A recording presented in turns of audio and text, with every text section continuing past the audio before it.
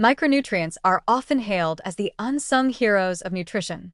They're tiny, essential, and they quietly keep your body's machinery running smoothly, sort of like the nerdy kid in school who fixed everyone's computer and never asked for credit. Without them, everything falls apart. But the tricky thing about these little miracle workers is that more isn't always better. In fact, sometimes, giving your body too many of the good guys can be like inviting too many superheroes to a dinner party. They end up fighting each other, knocking over furniture, and possibly setting the curtains on fire. That's the nutritional paradox. We celebrate nutrients like vitamins and minerals for their life-saving roles, but in excess, they can turn into metabolic troublemakers. Let's take a closer look at a few of the prime suspects. Vitamin A, for instance, is essential for vision, immune function, and even maintaining healthy skin.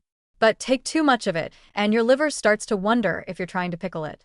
Hypervitaminosis A, the scientific name for you've had too much of a good thing, can lead to liver damage, bone thinning, and in severe cases, neurological issues. Pregnant women especially have to be careful, since excess vitamin A can cause birth defects. So yes, carrots are good for your eyes, but turning orange isn't a free pass to eat a bucket of polar bear liver, which, by the way, is famously toxic due to its sky-high vitamin A content. Don't ask how we found that out. Then there's vitamin E, your antioxidant ally, defender of cell membranes, and frequent flyer on skin serum labels. In moderate amounts, it's protective, especially against oxidative stress. But megadoses of vitamin E supplements have been linked to increased risk of bleeding and even higher mortality in some studies. It's as if this vitamin gets too full of itself when it shows up uninvited in high doses, acting more like a free radical than a free radical scavenger. That's right, an antioxidant in small doses can actually act like a pro-oxidant when taken in excess, stirring up the very oxidative stress it's supposed to prevent. Irony, thy name is supplementation. Vitamin B3, or niacin, is another case of good intentions gone rogue. It's essential for metabolic health and cholesterol regulation, and it's even used in high doses to help manage lipid profiles. But when taken excessively, niacin can cause flushing so intense it feels like your face is trying to microwave itself from the inside out. Long-term high doses can lead to liver inflammation and insulin resistance, not exactly what you had in mind when you were trying to support heart health with your alphabet soup of pills.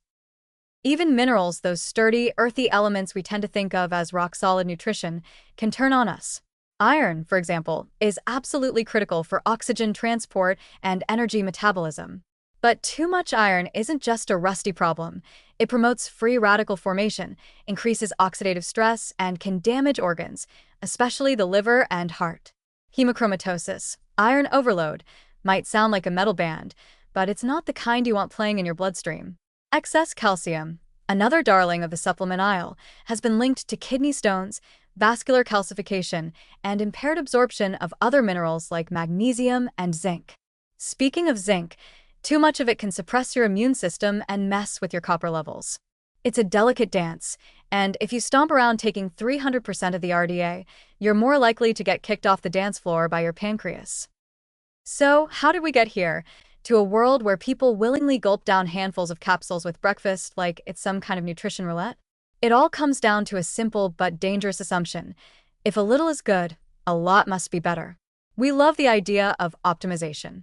We want sharper minds, faster metabolism, glowing skin, and titanium-grade immune systems, and we want them all by Thursday. Supplements promise quick fixes, and we often buy into the myth that more nutrients mean more health, as though the body were a leaky bucket that just needs constant topping up. But the body isn't a bucket, it's a finely tuned orchestra. Overloading it with one instrument, no matter how virtuous, throws the whole performance off key, especially if that instrument is the cowbell of vitamin megadosing. To be clear, this isn't an anti-supplement screed. Supplementation can be essential in cases of deficiency, malabsorption, restricted diets, or specific health conditions. Vitamin D, for example, is notoriously hard to get through diet alone, and B12 is a lifeline for those on plant-based diets. But supplementation should be strategic, not scattershot. It's the difference between seasoning your food and dumping an entire salt shaker into your soup. Sure, it's technically the same ingredient, but one ruins dinner and possibly your blood pressure. In the end, the real lesson here isn't just about individual vitamins, minerals, or the increasingly absurd pill organizers shaped like spaceships. It's about balance. The body thrives on moderation, synergy, and variety.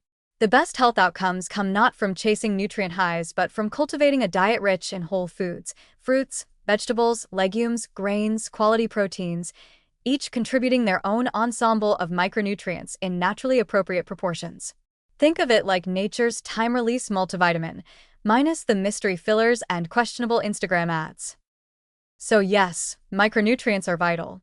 But as with so many things in life, karaoke, perfume, or unsolicited advice, just because something is good in small amounts doesn't mean you should drown in it. Your body isn't a science fair project. It's more like a high-stakes chemistry experiment that's been running smoothly for millennia until someone dumps in a suspiciously large scoop of vitamin E because a fitness influencer said it makes your cells sparkle. Take what you need, leave the rest, and maybe don't try to outsmart your mitochondria with a warehouse-sized tub of supplements. They're already smarter than you think.